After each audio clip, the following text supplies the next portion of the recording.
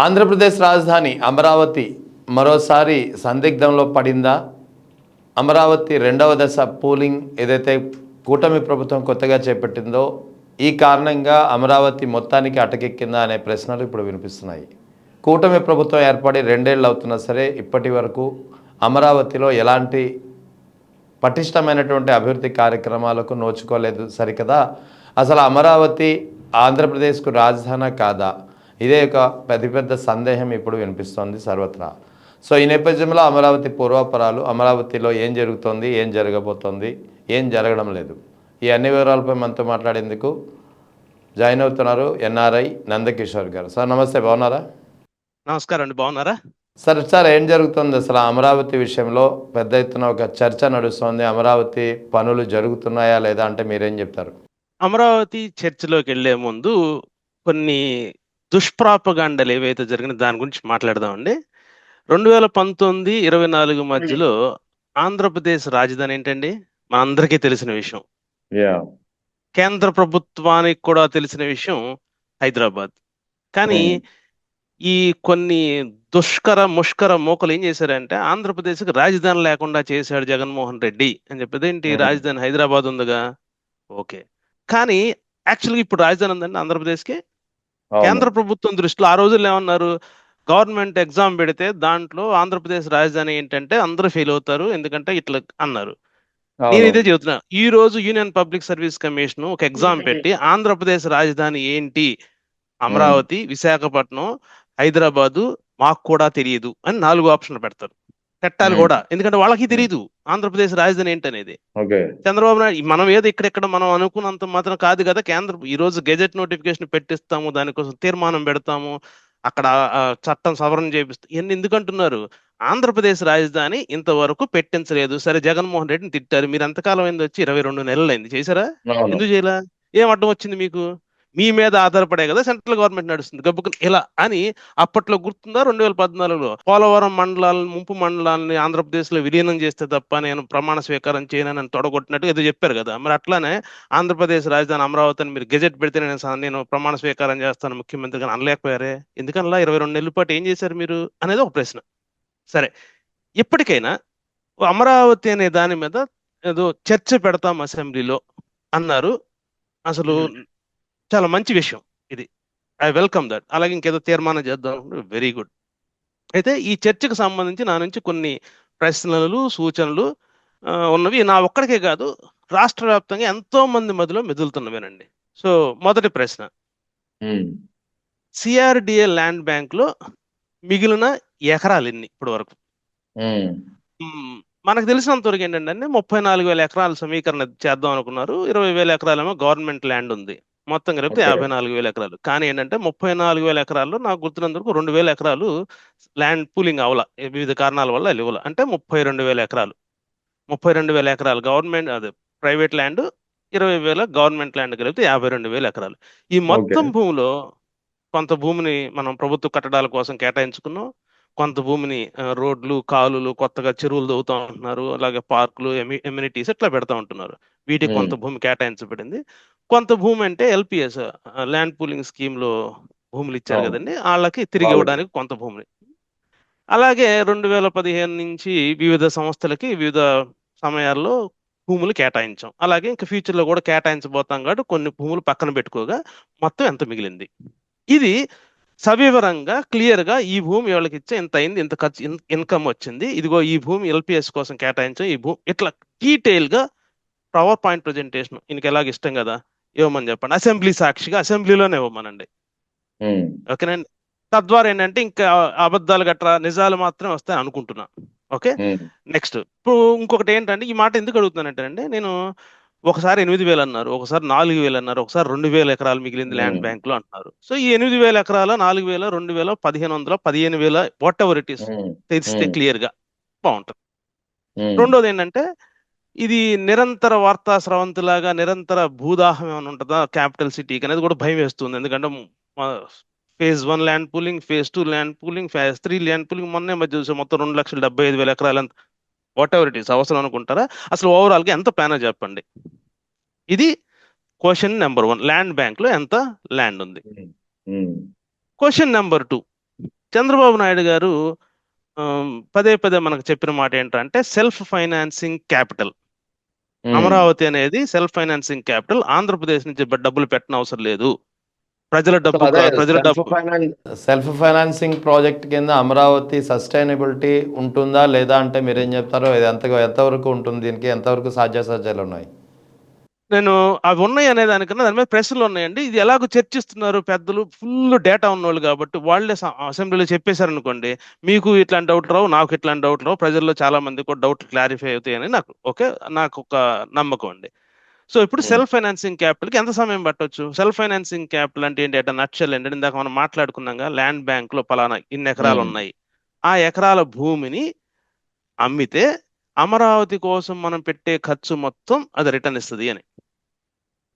అప్పు, principal amount plus వడ్డీతో సహా మొత్తం అది మనకి తిరిగి అంత డబ్బులు వస్తాయి ఎకరానికి. అన్ని ఎకరాలు అమ్మితాను. అందుకనే ఎన్ని ఎకరాలు ఉన్నాయి క్లియర్ గా చెప్పండి మహాప్రభు, ఎకరానికి ఎంత పడుద్దో కాస్ట్ కూడా మనం చేసుకుందాం, ఎస్టిమేషన్ వచ్చింది కదా అనుకున్నాం. ఓకే, అది కూడా ఒక రీజన్. ఓకేనా?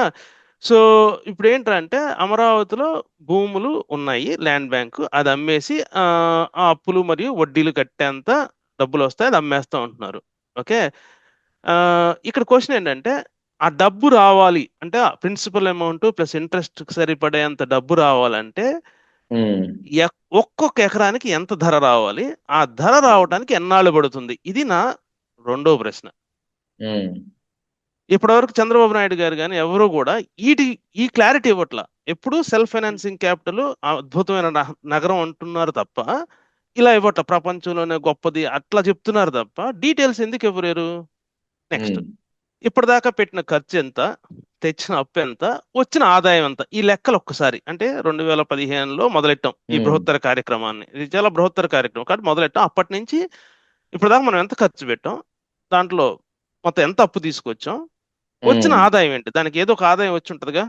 ఓకే, సో నెక్స్ట్ ఏంటంటే దాంట్లో ఖర్చులు ఏమేమి ఉండొచ్చు అంటే నీళ్లు తోడడానికి ఎంత ఖర్చు అయింది, ఎన్నిసార్లు నీళ్లు తోడారు, కంప చెట్లు నరకడానికి ఎంత ఖర్చు అయింది, ఎన్నిసార్లు నరికారు, ఎన్నిసార్లు డిజైన్ గీయించారు, డిజైన్ల కోసం పెట్టిన ఖర్చు ఎంత, ఎన్ని కట్టడాలు కట్టారు, కట్టడాలకైన ఖర్చు ఎంత, పర్ స్క్వేర్ ఫుట్ కాస్ట్ ఎంత. ఈ స్క్వేర్ ఫుట్ కాస్ట్ లో ల్యాండ్ ఇన్వాల్వ్ కాదు, ఎందుకంటే ల్యాండ్ మనదే, శాండ్ మనదే, వాటర్ మనదే, మీటర్ మనది. ఇంకా మిగతా తర్వాత చెప్తాను, ఎండింగ్ లో ఒకటి ఉంటుంది, అది వచ్చినప్పుడు చెప్తానండి. ఓకే, ఈ పద్యంలో భాగం. ఓకేనా? అలాగే ఇప్పుడు దాకా కేంద్ర ప్రభుత్వం అమరావతి పేరు మీద రాష్ట్రం మొత్తం మీద పంచాయతీలు ఖర్చు పెట్టుకోండి అని ఇచ్చిన మున్సిపాలిటీస్ కోసం డబ్బులు కాదు, స్పెసిఫిక్ గా అమరావతి కోసం అంటే రాజధాని పేరు మీద ఇచ్చిన డబ్బులు ఎంత, నిధులు, గ్రాంట్లు అడుగుతున్నాం, అప్పులు కాదు. అప్పట్లో ఏదో చెప్పారు కదా, 2024 జూన్ జూలైలో ఎప్పుడు బడ్జెట్ పెట్టినప్పుడు 15,000 గ్రాంట్ ఇస్తుంది అన్నారు. తర్వాత చూస్తే అది గ్రాంట్ కాదు, ఫైనాన్షియల్ అంటే ఇతర దేశాల నుంచి ఇచ్చే లోన్లకి ఏదో గ్యారంటీ ఏదో చెప్పారు. బాటం లైన్ అది నిధులు, గ్రాంట్స్ కాదు, అప్పులు. కానీ నేను అడుగుతుంది ఏంటంటే కేంద్ర ప్రభుత్వం ఇప్పటి వరకు ఎన్ని నిధులు ఇచ్చింది? ఓకే, అమరావతి పేరు మీద ఇప్పుడు మనం చాలా ఖర్చులు పెట్టుంటాం కదా, అంటే అప్పులు కూడా తీసుకొచ్చాం కదా, కట్టిన వడ్డీ ఎంత ఇప్పటి వరకు? ఓకే, అలాగే మనం రకరకాల పేరుతో ఇప్పుడు దాకా తీసుకొచ్చిన దాంట్లో ఎంత ప్రిన్సిపల్ అమౌంట్ రీపే చేసాం. అలాగే ఎల్పిఎస్ లో భూములకి ఇచ్చిన రైతులకి కౌలు ఇచ్చాం కదండి, కౌలు మిగతా ఎమ్యూనిటీస్ ఏదో చెప్తా ఉన్నాం, ఎంత వరకు చేసాం, ఎంత కాస్ట్ అయింది. అలాగే చంద్రబాబు నాయుడు గారు మీకు గుర్తుంటే 2018 మార్చిలో అనుకుంటా బొంబాయి స్టాక్ ఎక్స్చేంజ్ లో ఎద్దుకొమ్ములు పట్టుకొని గంట కొట్టేసి అమరావతి మసాలా బాండ్స్ రిలీజ్ చేశారు. తెలుసా, మీకు గుర్తుందా? గుర్తుంది, చెప్పండి. దాంట్లో ఈ 8 ఏళ్లలో దానికి మనం కట్టిన వడ్డీ ఎంత? నా దగ్గర కాగ్ రిపోర్ట్ ఉంది, నేను నా సిటేషన్స్ అవసరంలా. ఓకే, అసెంబ్లీలో మాట చెప్పండి, ఇదిగో ఈ వడ్డీ మనం 10.32% ఎంత పెట్టో మనం తీసుకొచ్చాము, ఇదిగో ఇన్ని వేల కోట్లు తెచ్చాము, దానికి ఇప్పటి వరకు ఎంత వడ్డీ కట్టాము, ఈ 8 ఏళ్ళకి ఇంత వడ్డీ అయింది, ఇంత ప్రిన్సిపల్ అమౌంట్ రీపే చేసాము, ఇంకా ఎంత బాకీ ఉందని క్లియర్ గా చెప్పండి. ఓకేనా? అలాగే ఇప్పుడు అమరావతికి చాలా ఖర్చులు పెట్టాం, ఆ ఖర్చుల్లో ఆంధ్రప్రదేశ్ ప్రభుత్వం తన ఏమన్నా నిధులు ఇచ్చిందా, ఇస్తే ఎంత ఇచ్చింది, ఇస్తే గనక ఆ నిధులు సిఆర్డిఏ ఆంధ్రప్రదేశ్ ప్రభుత్వానికి ఎప్పుడు, ఎందుకంటే రెస్ట్ ఆఫ్ ఏ భారం పడదన్నారు, ఆంధ్రప్రదేశ్ ప్రభుత్వం డబ్బులు ఇచ్చింది అంటే రెస్ట్ ఆఫ్ ద స్టేట్ డబ్బులు వాడారు, భారం పడింది. సో ఆ భారానికి వడ్డీ భారంతో సహా ఎప్పుడు సిఆర్డిఏ ఆంధ్రప్రదేశ్ ప్రభుత్వానికి ఇస్తుందో చెప్పాలి. చెప్పండి ఓపెన్ గా, ట్రాన్స్పరెంట్ గా ఉందామండి. అభూత కల్పనలో అద్భుత ఊహలు ఎందుకు, చక్కగా మాట్లాడుకుందాం స్ట్రైట్ ఫార్వర్డ్ ఇవన్నీ అసెంబ్లీలో చెప్పండి. ఓకే, ఇప్పుడు దాకా అమరావతి పేరు మీద ఎంత అప్పు తీసుకొచ్చారు, ఏ ఏ సంస్థల నుంచి ఎంత అప్పు తీసుకొచ్చారు, అప్పు కాల పరిమితి ఎంత, వడ్డీ శాతం ఎంత, పేమెంట్ టర్మ్స్, ఏ అప్పుకి ఎప్పుడెప్పుడు వడ్డీ చెల్లించాలి, అసలు ఎప్పటి నుంచి చెల్లించాలి, ఇది ఇంకో ప్రశ్న దాంట్లో. అలాగే ఏమైనా ఆస్తులు తాకట్టు పెట్టారా, ఇంకొక ముఖ్యమైన ప్రశ్న. అమరావతికి అప్పులు తీసుకొని రావడానికి ఇప్పటిదాకా ఏమైనా ఆస్తులు తాకట్టు పెట్టారా, సిఆర్డిఏకి సంబంధించిన భూములు కానీ ఏమైనా పెట్టారా, అలా తాకట్టు పెడితే ఏమేమి ఆస్తులు పెట్టారు, దానికి సంబంధించిన షరతులు ఏంటి. ఇక్కడ ఒకటి గుర్తుకొచ్చిందండి, ప్రజా రాజధానికి ప్రపంచ బ్యాంకు షరతులు ఏంటి మీకు గుర్తుందా?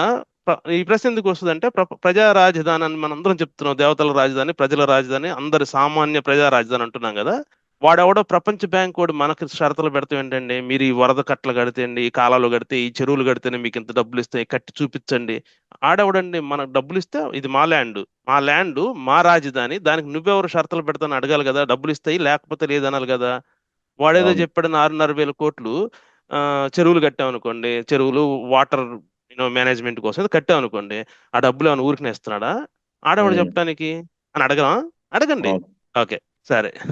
నెక్స్ట్, అలాగే ఇప్పుడు దాకా సిఆర్డీ చేసిన అప్పుల్లో ఆంధ్రప్రదేశ్ ప్రభుత్వం ఏం చెప్తుందండి, మాకేం సంబంధం లేదు, సిఆర్డీ అనే సంస్థ తెచ్చుకుంటుంది. ఎందుకంటే బేసిక్గా ఐ థింక్ 2013 కంపెనీస్ యాక్ట్ ప్రకారం క్రియేట్ చేయబడ్డ సంస్థ అది.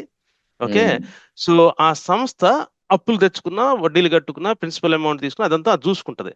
కానీ దానికోసం మనం ఏమన్నా గ్యారంటీలు ఇచ్చామా, ఇస్తే దేనికి ఇచ్చా, ఎంతకి ఇచ్చా, ఎప్పుడు ఆ గ్యారంటీ అయిపోతుంది, దాని ప్లాన్ ఏంటి. సో నెక్స్ట్ ఏంటంటే, ఈయన మాట్లాడితే 30 ఏళ్ళ తర్వాత అలా ఉంటది, 60 ఏళ్ళ తర్వాత ఇలా ఉంటది, ఇంత అని చెప్తున్నారు కదా. దాని బదులు నాకు ఒక క్వశ్చన్ ఏంటంటే, మౌలికంగా ఆంధ్రప్రదేశ్లో ఉండే ప్రజలకు ఎంతో అమరావతిని సపోర్ట్ చేసేవాళ్ళైనా ఆ కాన్సెప్ట్ ని వ్యతిరేకించేవాళ్ళు, అమరావతిని ఎవరు వ్యతిరేకించట్లేదు.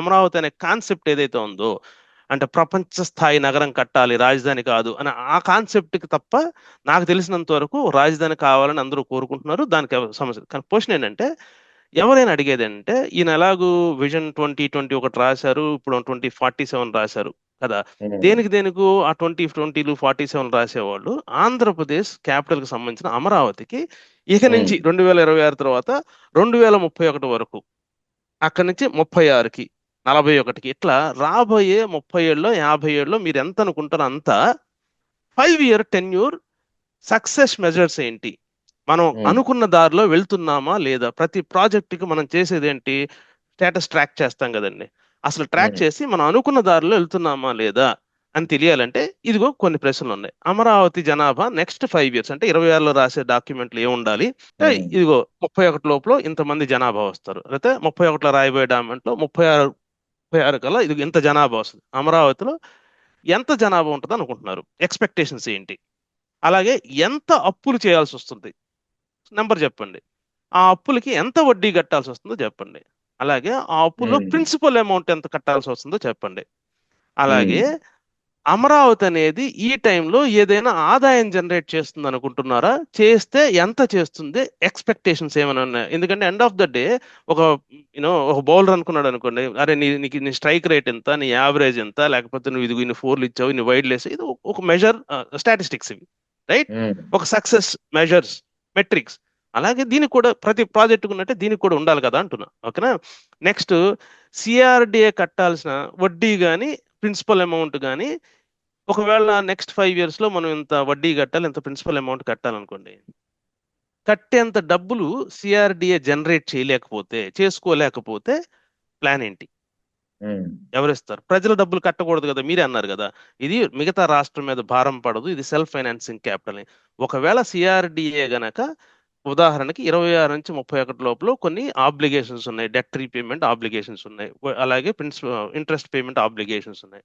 What if we cannot pay, honour those, ఏమవుతుంది అప్పుడు? మన డబ్బులు ఏమన్నా ప్లాన్ ఏమైనా ఉందా దానికి, మిగతా రాష్ట్ర బడ్జెట్ నుంచి ఏమైనా ఇస్తారా, లేకపోతే ఏంటి, వాట్ ఈస్ దట్ తెలియాలిగా.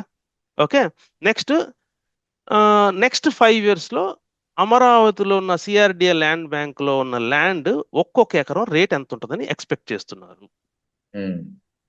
ఇది నెక్స్ట్ సెట్ ఆఫ్.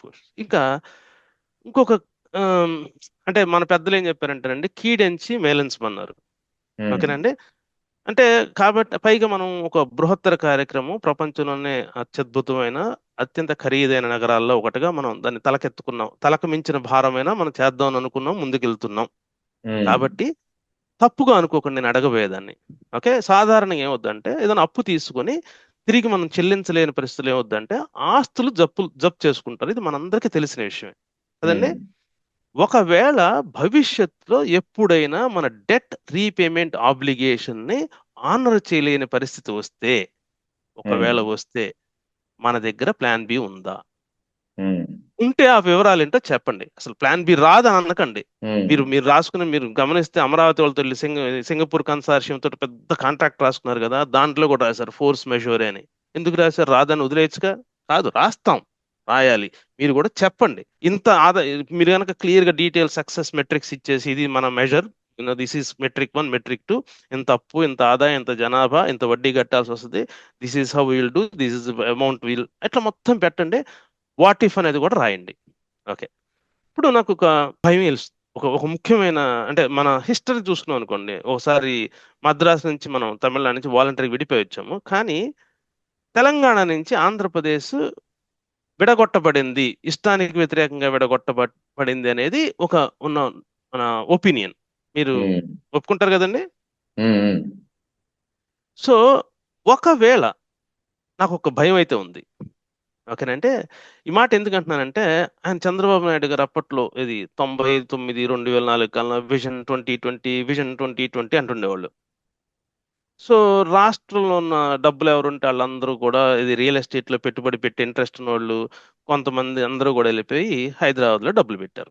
ఓకే, మిగతా రాష్ట్రాన్ని ఆల్మోస్ట్ ఎండబెట్టేసి హైదరాబాద్ లో భూములు కొనేశారు.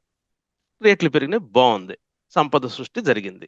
ఓకే, కానీ ఏమైందండి, 2020కి ఇంకా 6 ఏళ్ల ముందే రాష్ట్రం విభజించబడింది. మన చంద్రబాబు నాయుడు గారేమో 2 కళ్ళ సిద్ధాంతం పేరు చెప్పి ఆంధ్రప్రదేశ్ కంటే విడిపోతే ఏ రాష్ట్రానికి ముఖ్యమంత్రి అవుతారండి? అది గెలిస్తే ఆంధ్రప్రదేశ్కి అయ్యేది, తెలంగాణకైతే కారుగా. అంటే ఆంధ్రప్రదేశ్కి కాబోయే ముఖ్యమంత్రిగా, ఆర్ అట్లీస్ట్ అనుభవం ఉన్న వ్యక్తిగా, ఆంధ్రప్రదేశ్ రిప్రజెంట్ చేయబోయే వ్యక్తిగా మా ఆంధ్రప్రదేశ్కి ఇవి కావాలి అని ఎప్పుడు వచ్చి మాట్లాడారో తెలుసు మీకు? గుర్తుందండి? సిడబ్ల్యూసి తీర్మానం అయ్యేంత వరకు ఆయన ఒక్క మాట కూడా మాట్లాడాల. ఏది? ఎన్నోసార్లు లేఖలు ఇచ్చారు, చర్చల్లో పార్టీని పాల్గొనేట్టు చేశారు, కానీ ఒక్కసారి కూడా ఆంధ్రప్రదేశ్కి ఇది ఇంత కావాలి, ఈ అవసరాలు కావాలి ఎప్పుడు చెప్పలా. సరే, అది కాసేపు పక్కన పెడదాం. పైగా ఈయన ఏమన్నారు, కట్టుబట్టలతో పంపించేసాను కూడా ఆయన అన్నారు కదండి, కట్టుబట్టలతో పంపించేది. కాబట్టి మరి భవిష్యత్తులో ఇంకెప్పుడైనా ఇంకోసారి ఇలా రాష్ట్ర విభజన అభిలాష కలగదని గ్యారంటీ ఏంటి? ఎందుకు వస్తుంది ఆ డౌట్? నాకు తెలియాలిగా, మీకు కూడా అనిపించాలిగా. సో ఎందుకు వస్తుందంటే, అమరావతి నగరం అనేది ఒక నిజంగా ఒకవేళ ఆయన ఊహాజనితం అనకూడదు, ఆయన మదిలో ఉన్నంత స్థాయిలో గనక నిజంగా అభివృద్ధి చెందింది అనుకుందాం. అలాగే అది నిజంగానే సెల్ఫ్ ఫైనాన్సింగ్ క్యాపిటల్ అంటే ఏంటి?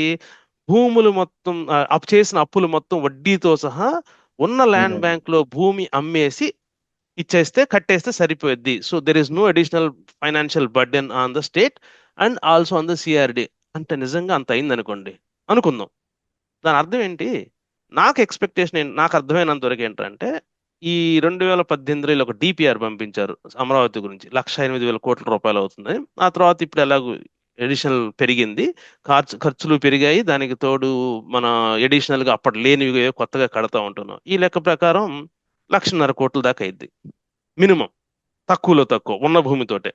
ఇది కట్టాలి 1,50,000 కోట్లు అంటే వడ్డీ ఒక 30 ఏళ్ళకి వేసుకుంటే జనరల్ గా ఏంటంటే 30 ఏళ్ళు అంటే రూపాయికి అప్పు తెచ్చుకుంటే ఇంకో ₹2 వడ్డీ కడతాం. అంటే ₹3. ₹1 తెచ్చుకున్నాం అంటే మొత్తం ₹3 కట్టాలి. అంటే 1,50,000 కోట్లు తెచ్చుకున్నాం అంటే మనం 4.5 లక్షల కోట్ల మొత్తం వడ్డీతో సహా కట్టేది ఇది. అంటే ఒకవేళ ఇది నిజంగా సెల్ఫ్ ఫైనాన్సింగ్ క్యాపిటల్ అనేది కనుక ఫుల్ఫిల్ అయితే అర్థం ఏంట్రా అంటే, ల్యాండ్ బ్యాంక్ లో ఉన్న 8,000 ఎకరాలు లేదా అంతకన్నా తక్కువ భూమిని అమ్మితే 4.5 లక్షల కోట్ల రూపాయలు 30 ఏళ్లలో వస్తుంది. It is great. అసలు చాలా బాగుంది, ఇది వినడానికి చాలా బాగుంది. ఓకే, ఇక్కడ నాకు భయం వేస్తుంది.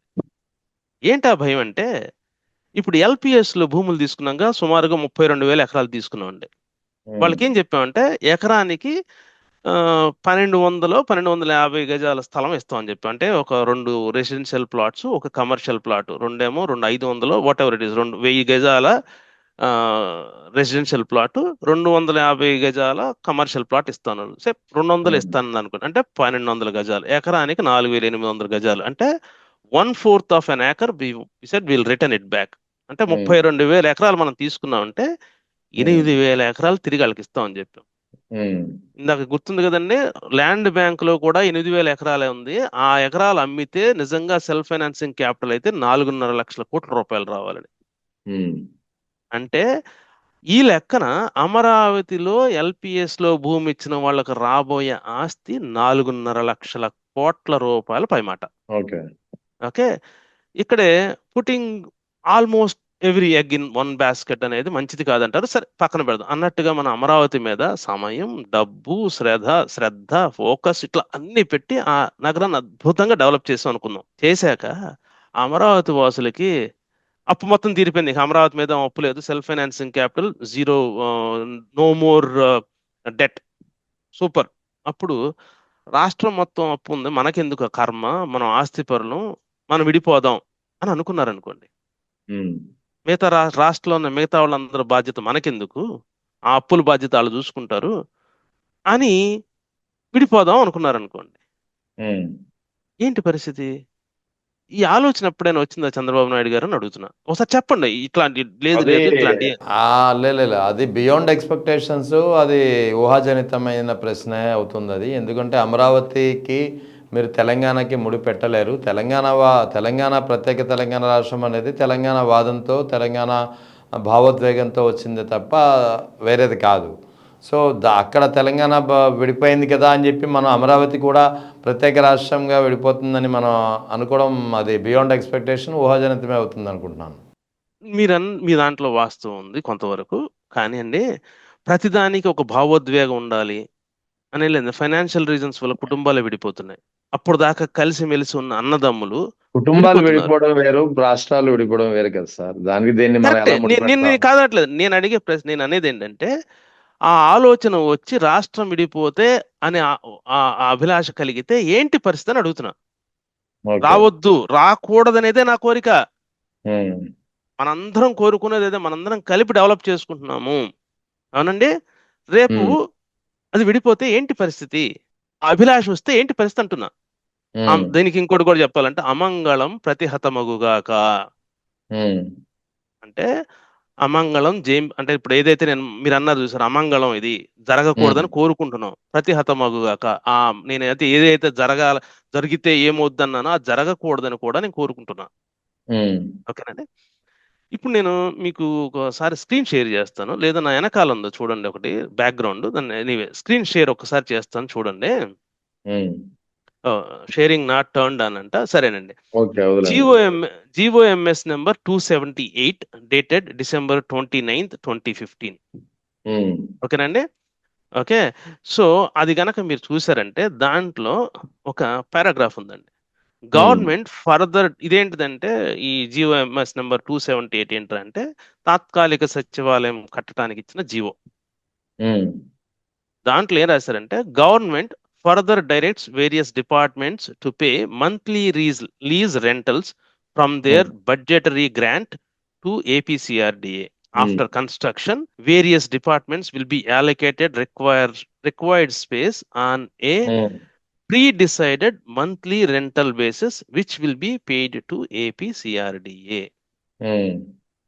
ఇంట్లో ఉందండి, గవర్నమెంట్ ఫర్దర్ డైరెక్ట్స్, ఇది కట్టడానికి జీవో ఇచ్చే దాంట్లో గవర్నమెంట్, సిఆర్డిఓలు ఇచ్చిన దాంట్లో government also directed various governmental department to pay monthly rental, అద్దెలు కట్టండి.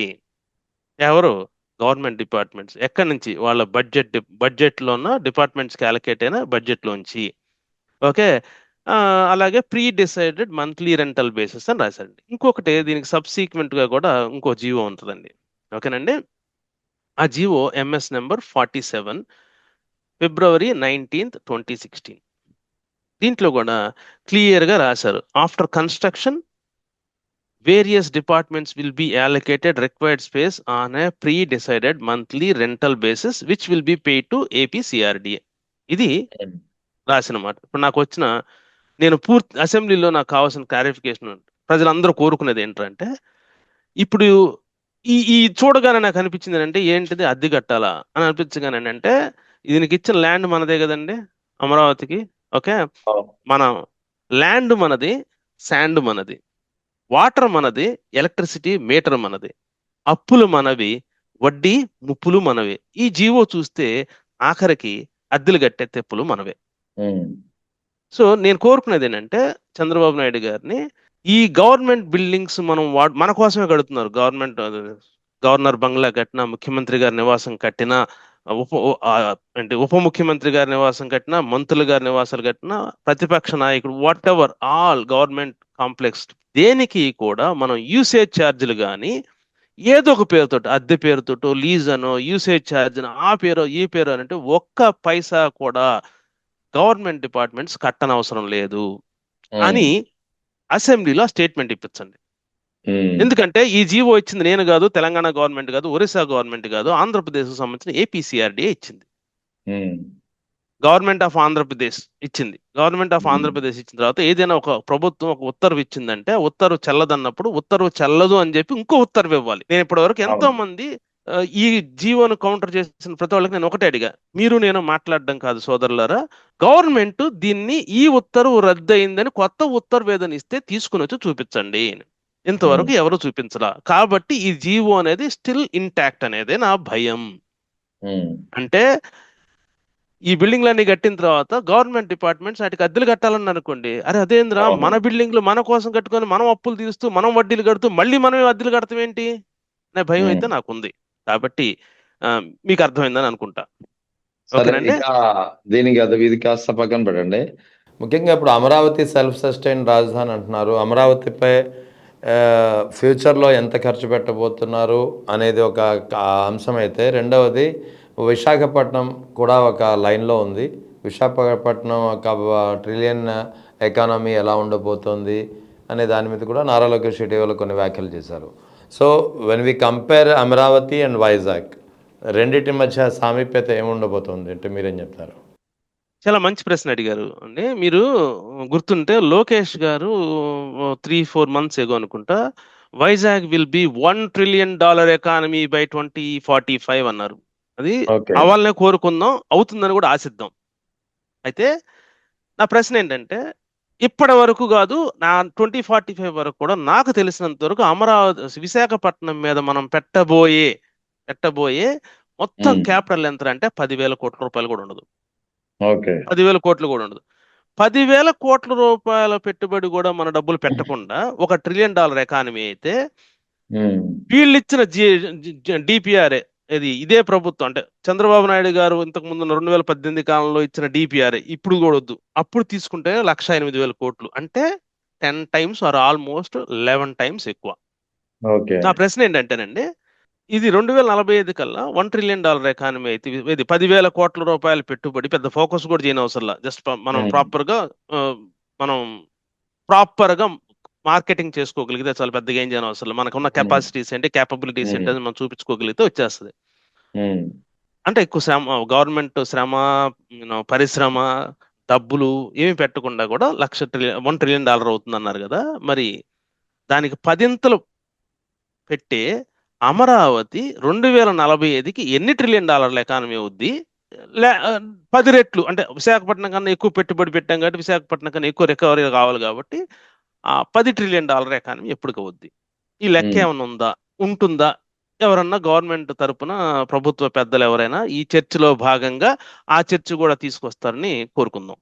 గవర్నమెంట్ దగ్గర క్లారిటీ ఉందంటారా? మరి ఉంటే అది కూడా చెప్పేవాళ్ళు కదండి. అది విశాఖపట్నం $1 trillion అవుతుంది, అమరావతి వచ్చేసి $10 trillion అవుద్దో, 2 trillion ఏదో చెప్పేవాళ్ళు కదా. చెప్పలేదంటే అర్థం ఏంటి? లేదనేగా. అంటే అనవసరంగా అంటే ఇక్కడ అమరావతితో పోలిస్తే వైజాగ్ మీద కేవలం 10,000 కోట్ల పెట్టుబడితోనే $1 trillion ఎకానమీ అనేది వైజాగ్ ద్వారా ఆర్జించవచ్చు అని నేను అనలా, లోకేష్ గారు అన్నారు. మీకు తెలిసిందే కదా. వాస్తవం కూడా అదేలేండి. సో కానీ అమరావతిలో ఆ వయబిలిటీ కానీ ఆ సస్టైనబిలిటీ కానీ కనిపించడం లేదు. ఉంటే వాళ్ళే చెప్పేవాళ్ళు, అంటే కనిపించలేదని నేను అమంగళం మాట్లాడను, ఉండుంటే గనక వాళ్ళే చెప్పేవాళ్ళ నేనంట. ఓకే. మరి అందుకే ఈ కారణంతో విశాఖపట్నం గ్రోత్ ని, విశాఖపట్నం యొక్క ఎకనామిక్ డెస్టినీని ఫోకస్ లో పెట్టుకునే వైఎస్ జగన్ విశాఖపట్నం పై ఫోకస్ పెట్టారు అప్పట్లో. 100% అండి. ఈయనే కాదండి, నేను కొంచెం ఉమ్, డీవియేట్ అవుతున్నామేమో కానీ ఒక మాట చెప్తానండి. చంద్రబాబు నాయుడు గారు పదే పదే చెప్పిన మాట ఏంటంటే, హైదరాబాద్ సిటీని నేనే బిల్డ్ చేశా, నా విజన్ తోటే ఒక హైటెక్ సిటీని తీసుకొచ్చాను, ఒక మైక్రోసాఫ్ట్ ని, బిల్ గేట్స్ ని తీసుకొచ్చి, బిల్ గేట్స్ ని ఒప్పించి ఓకే, మైక్రోసాఫ్ట్ తెలిసింది. తీసుకొచ్చాను. అవును. అవునన్నారు కదండి. హైదరాబాద్ మన ఈ ఎకానమీ అంతా నా వల్లే జనరేట్ అయింది, ఆ ఒక్క ఆలోచన వల్లే మొత్తం. ఇప్పటికీ ఆయన నేనే ఐటీ తెచ్చాను అనగానే వీళ్ళందరూ నిజమే నిజమే నిజమే అంటుంటారు కదండి. ఆయన చెప్పిన మాట ఆయనే నమ్మరలేదని నేను అనుకుంటాను. నమ్ముంటే ఉమ్, 2014లో విశాఖపట్నం వెళ్ళి ఒక హైటెక్ సిటీ బిల్డింగ్, మీకు గుర్తుంది కానీ, హైటెక్ సిటీ బిల్డింగ్ అనే సోకాల్డ్ ఆ బిల్డింగ్ ఏదైతే ఉందో అది ప్రభుత్వ ఆ, బిల్డింగ్ కాదు. అవును. 81% ప్రైవేట్ వాడిది. మనం వచ్చింది ఏంటంటే ల్యాండ్ ఇచ్చాం, వాళ్ళు కట్టుకున్నారు, దాంట్లో మనకు 19% ఆదాయం ఇస్తారు, 81% వాళ్ళది ఆదాయం, అది వేరే విషయం కాసేపు. కానీ మనం మనం ఇన్వెస్ట్ చేసింది ఏం లేదు, జస్ట్ ల్యాండ్ ఇచ్చాం. అలా ఉమ్, అక్కడ అక్కడ 10 ఎకరాలు ఇచ్చినట్టు ఇక్కడ ఏదో 100 ఎకరాలు ఇచ్చి, అదే ఎల్ఎన్టీ వాళ్ళని పిలిచి, ఎలాగో మన పార్ట్నర్షిప్ సూపర్ స్ట్రాంగ్ కదా, అదే ఎల్ఎన్టీ వాళ్ళని పిలిచి విశాఖపట్నంలో 10 ఇస్తారో 15 ఇస్తారో 100 ఇస్తారో ఎకరాలు ఇచ్చి, ఇదిగోండి ఇక్కడ కట్టండి హైటెక్ సిటీ. ఆ రోజు నేను హైటెక్ సిటీ అంటే నేనే గుర్తుకొస్తా, హైదరాబాద్ అంటే నేనే గుర్తుకొస్తా, అది కట్టి పెట్టిన మీరు గుర్తుకొస్తారు, దాన్ని ఎల్ఎన్టీ టవర్ అని కూడా పిలుస్తుంటారు కదా.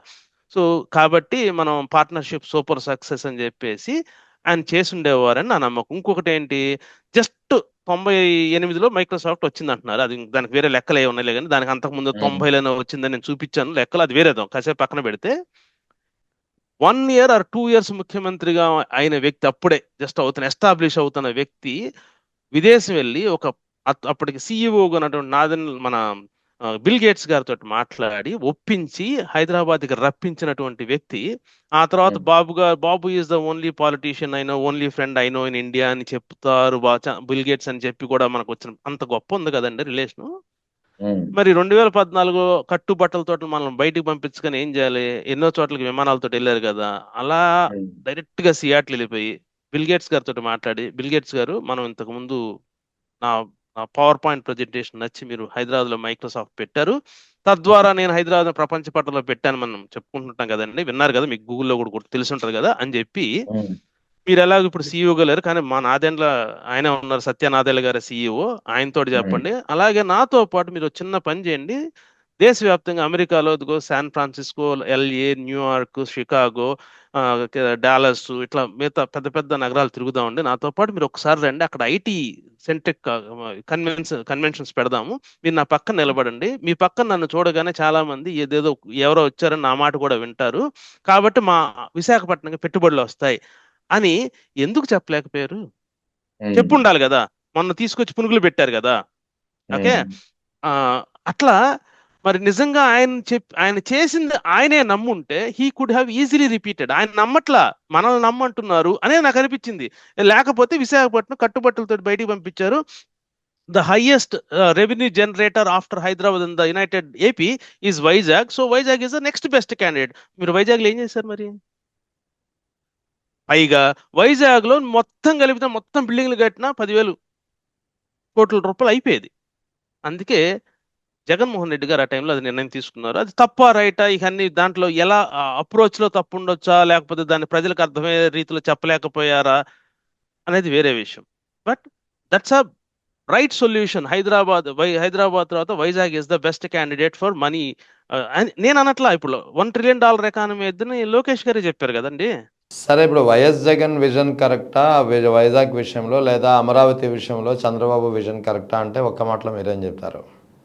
చంద్రబాబు నాయుడు గారు చెప్తున్నది నాకేంటంటే, విజన్ లో క్లారిటీ లేదండి. నేను అందుకే ఈ ప్రశ్నలను అడిగా. నాకే ఇన్ని ప్రశ్నలు ఉన్నాయి అంటే, చంద్రబాబు నాయుడు గారి మధ్యలోను, గౌరవ శాసన సభ్యుల మధ్యలోను ఇంకెన్నో, వాళ్ళందరూ ఘనాపాటిలైన రాజకీయ నాయకులు కదా, వాళ్ళ మనసులో ఇంకెన్ని ప్రశ్నలు ఉండొచ్చు. అటన్నిటికీ ఇట్లా నేను అడిగిన ఈ ప్రశ్నలన్నిటికీ సమాధానం ఇచ్చారనుకోండి, ఉమ్, నిజమే, ఇది విజన్ బాగుంది అనుకుంటా. లేదు, పద్దాక అద్భుతమైన రాజధాని కడతా, లండన్లో అవి తీసుకొస్తా, ఆస్థానా తీసుకొస్తా, బ్రెజిల్ ఆ క్యాపిటల్ తీసుకొస్తా, ఇటలీ ఇది తీసుకొస్తా అంటానే ఉంటూ అద్భుతం అవుద్ది, సెల్ఫ్ ఫైనాన్సింగ్ క్యాపిటల్ అన్నారనుకోండి, it is not painting clear cut picture to me. Um, having these 5-year visions, 2047 అట్లా కాదు, 2031 what are the key performance indicators, 36 what are the indicators, 41 ఇలా పెట్టి ఎవ్రీ 5 years ఒకసారి చెక్ చేద్దాం దాన్ని. ఉమ్, మరి 6 నెలలకు అనట్లా 5 years ఒకసారి చెక్ చేసి ఇది కరెక్టా కాదా, అవుతుందా లేదా, అవ్వకపోతే ఏంటి. సార్ ఇక్కడ వైఎస్ జగన్ విజన్ గురించి ఏమంటారు మా వైజాగ్ విషయంలో? వైజాగ్ విషయం చాలా అద్భుతం అండి. నేను ఇంకో మాట కూడా చెప్తాను, మేబీ డీవియేట్ అవుతున్నామేమో, కానీ ఏంటంటే హైదరాబాద్లో అంత ఎదగడానికి కారణం ఏంటంటేనండి, Group 4 ఎంప్లాయీ దగ్గర నుంచి తోపుడు బండ్లు వాళ్ళు ఎంత లో లెవెల్ ఇన్కమ్ ఉన్న వాళ్ళైనా ఒక ఇల్లు కట్టుకోగలిగారు. అంటే it has become a common people capital. అలా కాకుండా అమరావతిలో మొన్న మీకు గుర్తుంటే ఎకరం 20 కోట్లకు అమ్ముతామని చెప్పి ఒక ఇవ్వబోతుంది అంటూ ఒక వార్త వచ్చింది, గవర్నమెంట్ నోటిఫికేషన్ ఇవ్వబోతుందని. కీపింగ్ దట్ అసైడ్, మీరు ఇందాక ఏమన్నానండి, 8,000 ఎకరాలకు 4.5 లక్షల కోట్ల రూపాయల ఆదాయం వస్తే సామాన్యుడు అక్కడ బతకగలడండి? లేదు. అదే వైజాగ్ అనుకోండి, వైజాగ్లో ఆల్రెడీ ఒక 30 లక్షల మంది పాపులేషన్ ఉన్నారు, చాలా ఇళ్ళు కూడా కట్టబడి ఉన్నాయి. Cost of living compare to expected cost of living in Hyderabad, that is much cheaper. So obviously Vizag చాలా మంది వెళ్తారు. ఇప్పుడు Group 4 ఎంప్లాయీస్ మీరు ఏం చేస్తారండి, వాళ్ళు అమరావతిలోంచి వెళ్తారా? వాళ్ళు మీకు క్వార్టర్లు కట్టారు అనుకోండి, హెచ్ఆర్ఏ కట్ చేస్తారు. అంటే వాళ్ళు బయట రిటైర్ అయిన తర్వాత వాళ్ళకి ఇల్లు ఉండదు, రైట్? ఇప్పుడు మనకేం చేస్తామండి, హెచ్ఆర్ఏ వేస్తారు, మనం అద్దెకుంటామా, లేకపోతే మనం ఇల్లు కట్టుకుంటున్న దానికి డబ్బులు కట్టుకుంటూ దాంతో బతికేస్తాం, రిటైర్ అయిన తర్వాత ఆ ఇంట్లోనే బతికేస్తాం. అలా కాకుండా గవర్నమెంట్ క్వార్టర్లు కడతాం, ఎందుకంటే బికాస్ ఇట్స్ కాస్ట్లియర్ సిటీ, మేము ఇక్కడ కడతాం గవర్నమెంట్ క్వార్టర్స్ అన్నారు అనుకోండి, ఆ ఉద్యోగి రిటైర్ అయ్యేదాకా అక్కడ ఉంటారు. రిటైర్ అయిన తర్వాత ఎక్కడికి వెళ్తారు? అక్కడ కట్టుకోలేరు కదా. Group 4 ఎంప్లాయీ బతకగలరా? ఒక స్ట్రీట్ వెండర్ అక్కడ బతకగలరా? విశాఖపట్నంలో చెప్పండి మరి, ఇదే ప్రశ్న విశాఖపట్నంలో అడిగాను, Group 4 ఎంప్లాయీ కొనుక్కోగలడా? ఎస్. స్ట్రీట్ వెండర్ ఇల్లు కట్టుకొని ఉండగలడా? ఎస్. మీరు చెప్పండి ఇప్పుడు ఎవరి విజన్ రైట్? ఇది ఈ రకంగా తర్కించే రీతిలో కనుక మనం చెప్పున్నట్టయితే ఇంకా ఉన్నాయిలేండి, ఇది వేరే టాపిక్, నెక్స్ట్ టైం మాట్లాడదాం. కానీ ముఖ్యంగా నెక్స్ట్ ఇంకొకటి ఉందండి నాకు ముఖ్యమైనది. ఏంట్రా అంటే, ఎలాగో మనం చట్ట సవరణ చేపిద్దాం అని అడుగుతున్నాం కదా, కేంద్ర ప్రభుత్వం కూడా మనం ఇచ్చిన 21 ఎంపీ సీట్లతోటి మనగలుగుతుంది కదా. చక్రాలు కూడా ఎన్నో తిప్పాం కదండి. 90% పన్ను రాయితీతో కూడిన ప్రత్యేక హోదా ఇస్తామని విభజన డిస్కషన్ సందర్భంగా అప్పుడు ప్రధానమంత్రి వాగ్దానం చేశారు. చట్టంలో రాయలేదు. ఇప్పుడు ఎలాగూ దాన్ని అమెండ్ చేస్తున్నారు కదా, అమెండ్ చేసేటప్పుడు ఇది కూడా పెట్టించండి,